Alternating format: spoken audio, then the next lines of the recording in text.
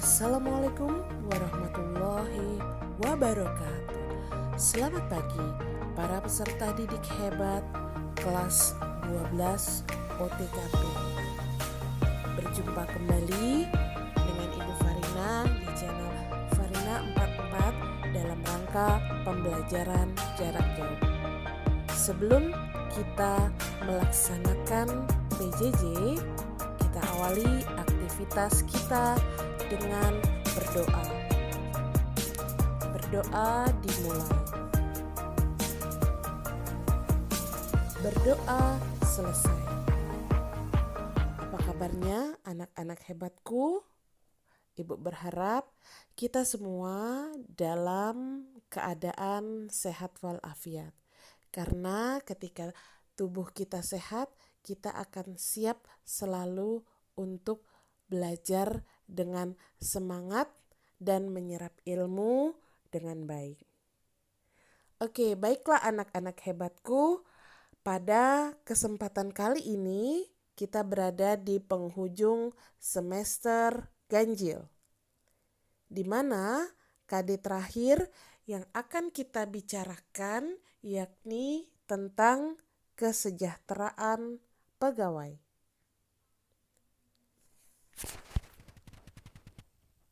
Sudahkah kalian mengisi link presensi? Ibu harap sudah ya. Bagi yang belum, segera dituntaskan pengisian link presensinya. Salam sehat dan semangat selalu.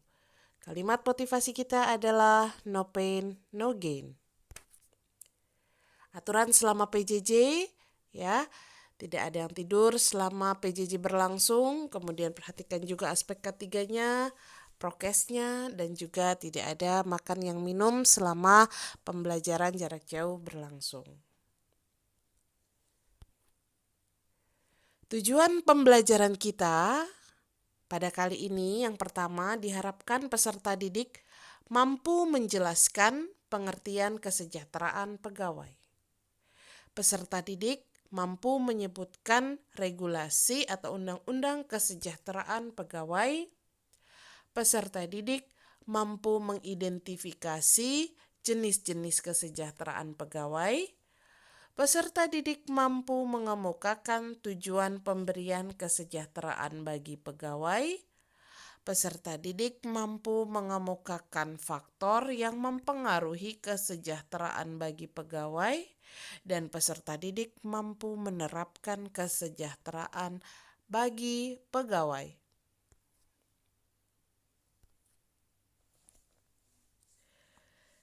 Sebagaimana kita ketahui, ya, pegawai ataupun karyawan merupakan salah satu sumber daya dan juga modal utama bagi setiap perusahaan.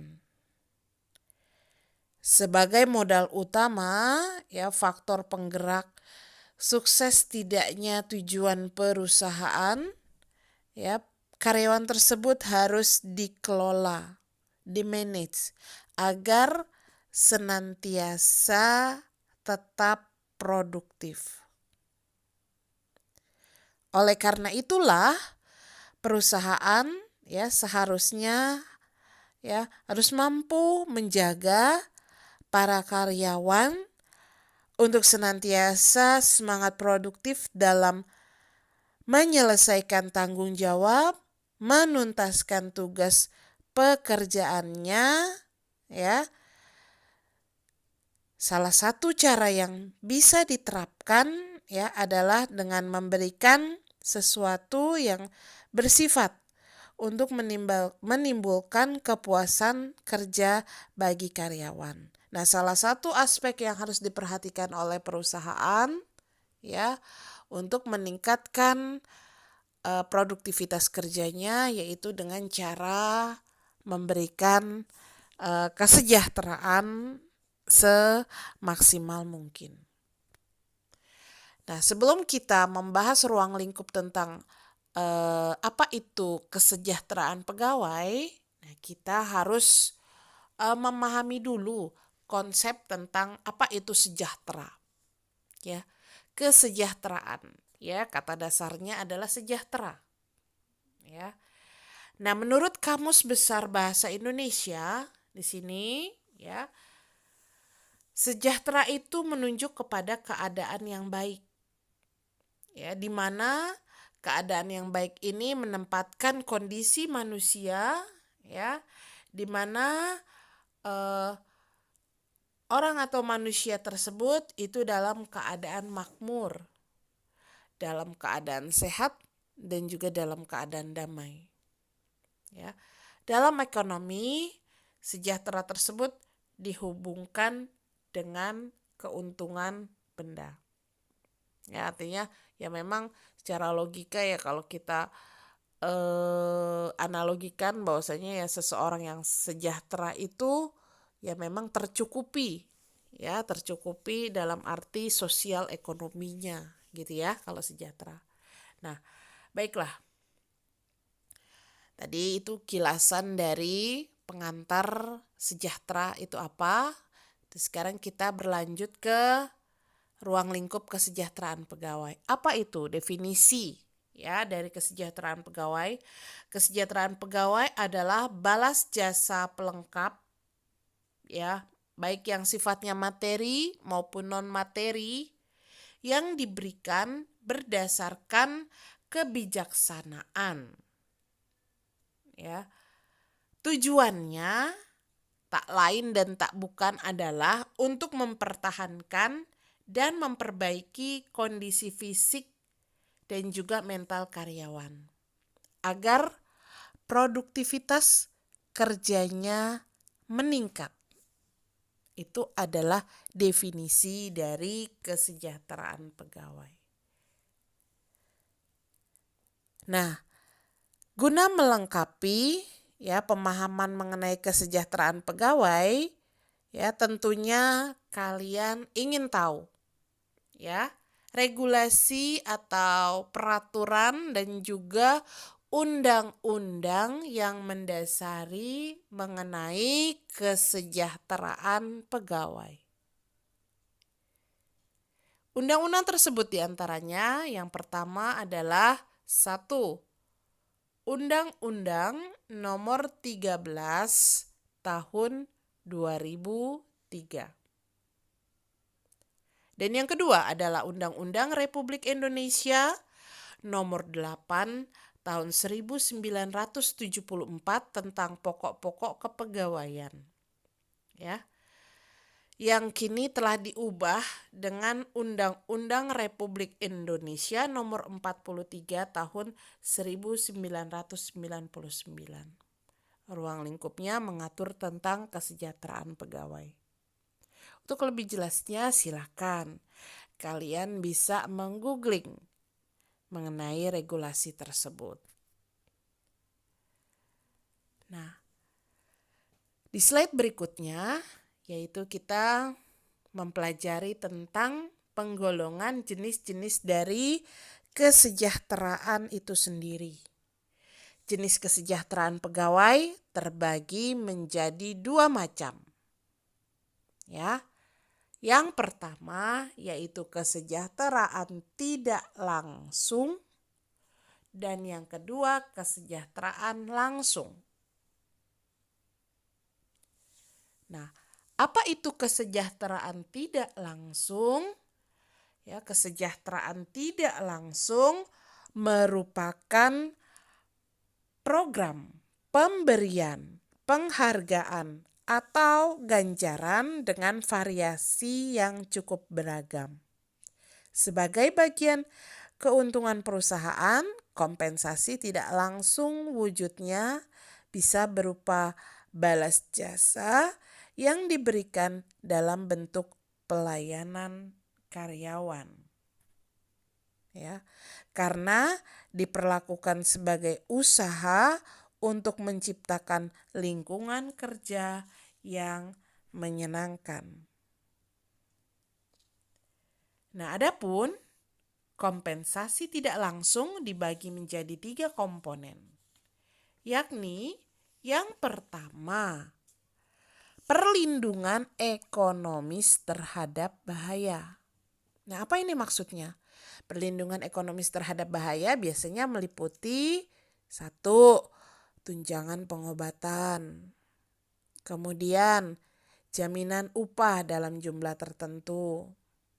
Kemudian, pembentukan koperasi yang mengelola kredit karyawan. Kemudian, di situ terdapat rencana pensiun.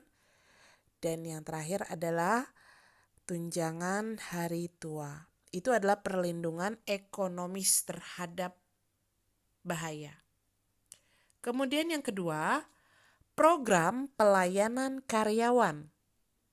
Di antaranya perusahaan memberikan satu, beasiswa pendidikan, kemudian memberikan fasilitas pembelian, kemudian perusahaan menyediakan aneka ragam pelayanan lain, ya. Kemudian memberikan fasilitas berupa rekreasi, perumahan, dan juga konseling finansial. Dan berikutnya adalah di sini pembayaran upah untuk jangka waktu tidak bekerja atau istilahnya time of benefit. Ya. Di sini meliputi beberapa hal, di antaranya satu, istirahat on the job. Istirahat on the job itu apa sih? Periode istirahat. Ya. Periode makan dan periode waktu cuti. Nah, ini termasuk bagian dari kesejahteraan. Kemudian perusahaan ya memberikan liburan dan cuti. Kemudian perizinan untuk hari-hari yang sakit, misalnya kalau karyawannya mengalami sakit atau misalnya di waktu-waktu masa kehamilan atau terdapat kecelakaan ya, ataupun dalam kondisi-kondisi tertentu.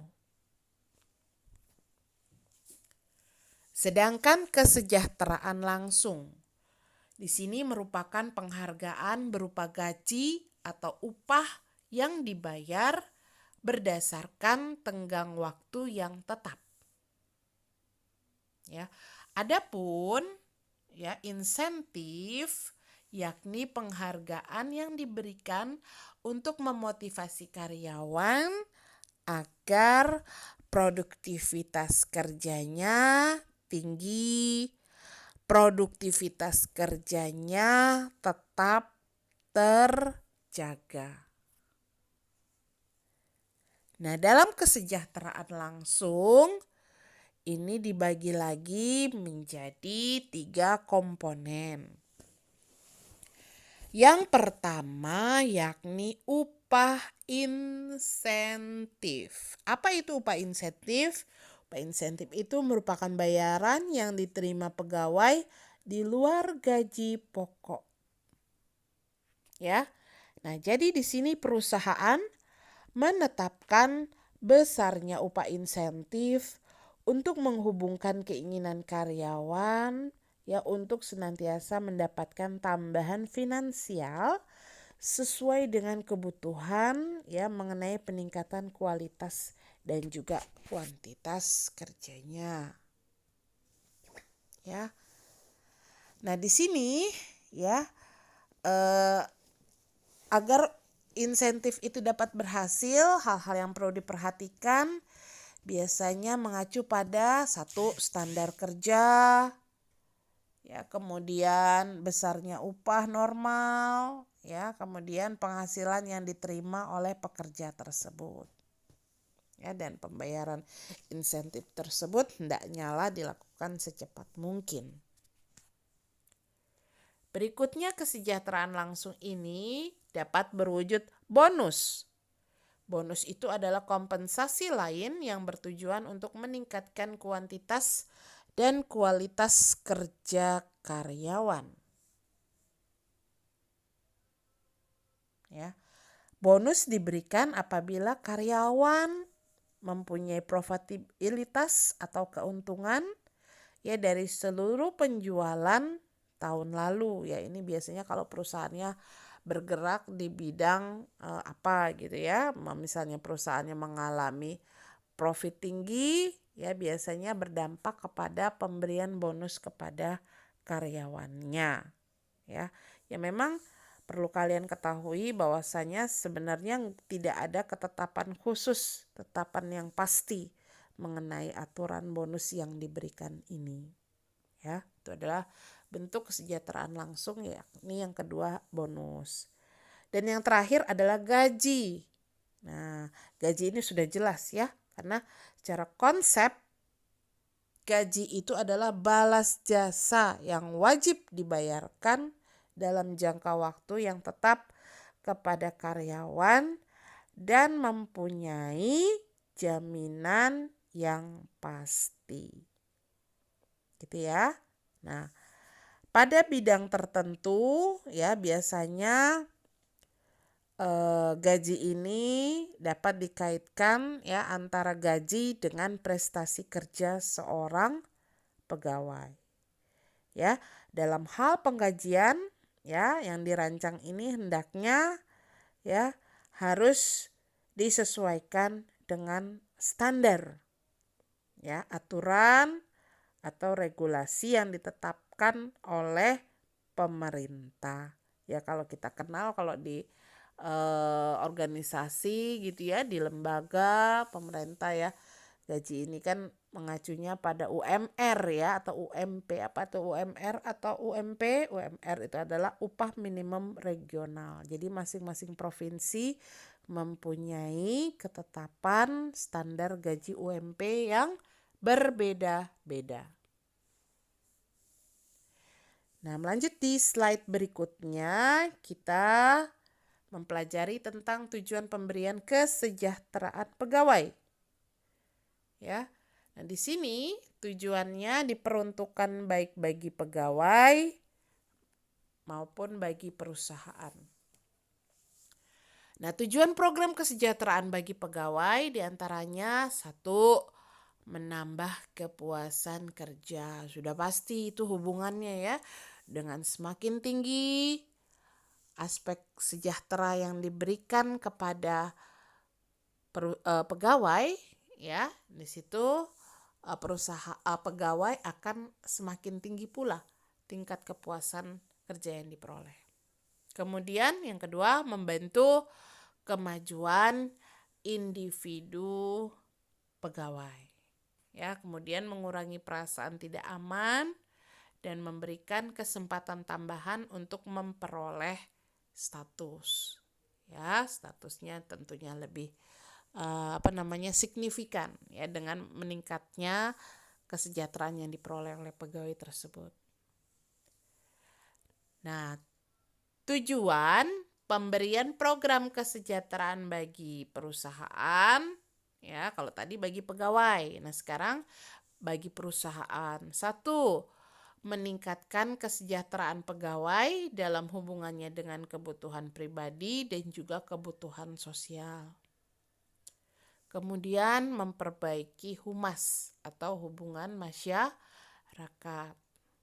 Kemudian mengurangi perpindahan dan juga kemangkiran. Ya, biasanya kalau ini nih yang poin 3 bagi perusahaan swasta ya. Kalau perusahaan swasta biasanya kalau memberikan gaji atau bonusnya tidak sesuai ya, memberikan kompensasi nggak sesuai, biasanya pegawai itu menjadi males-malesan bekerjanya ya, dan berakhir pada biasanya dia ingin pindah ke perusahaan lainnya, menjadi mangkir ya, ingin pindah mencari perusahaan yang memberikan gaji serta insentif yang layak gitu ya. Kemudian memperbaiki kondisi kerja, kemudian menambah loyalitas kerja pegawai terhadap organisasi. Memang itu ada hubungannya, Nak. Ya, jika kalau kamu bekerja di perusahaan swasta, ya semakin tinggi tingkat perolehan gaji, kemudian insentif atau bonus yang kita terima, sudah pasti itu akan berdampak kepada bukan cuma produktivitas, melainkan loyalitas, kesetiaan kita pada organisasi perusahaan tempat kita bekerja. Dan yang terakhir adalah dengan diberikannya program kesejahteraan ini dapat mengurangi keluhan dalam bekerja. Nah, berikutnya adalah faktor-faktor yang mempengaruhi kesejahteraan pegawai. Itu ada 3, yakni yang pertama, kondisi kerja yang aman, nyaman, dan juga menarik. Ya, itu berpengaruh ya, kondisi kerja yang bagaimana, aman, nyaman ya, berarti ini berkaitan dengan tempat kerja ya, kantor tempat kita bekerja. Kemudian yang kedua adalah gaji dan upah yang baik ya. Nah, ini memang secara psikologis ya sangat berpengaruh ya bagi kesejahteraan pegawai ya, psikologis, sosial, ekonomi ya. Dengan diberikan gaji dan upah yang baik, maka terjaminlah kesejahteraan pegawai tersebut. Kemudian biasanya faktor yang ketiga adalah rekan kerja yang kompak, yang solid gitu ya. Seorang karyawan ya biasanya mungkin dia berkeberatan untuk dimutasi, pindah kerja, atau bahkan promosi, pindah keluar kota ya, karena biasanya apa, dia takut kehilangan rekan kerjanya yang kompak gitu ya. Jadi pengaruh psikologis karyawan ya terhadap teman-teman tim kerjanya yang kompak itu berpengaruh gitu ya nak ya. Oke, baiklah, Ibu rasa sekian dulu materi dari Ibu mengenai kesejahteraan pegawai ya. Ini adalah kerangka dasar dari materi kesejahteraan pegawai. Ibu berharap ya kalian tetap bisa berliterasi ya, mencari sumber belajar dari sumber-sumber lain ya, apakah dari internet ataukah dari buku-buku tambahan mengenai kepegawaian ini. Ya, demikian Ibu akhiri, semoga pembelajaran kita bermanfaat ya, tetap jaga prokesnya dan juga semangat belajarnya. Billahi taufiq wal hidayah. Assalamualaikum warahmatullahi wabarakatuh.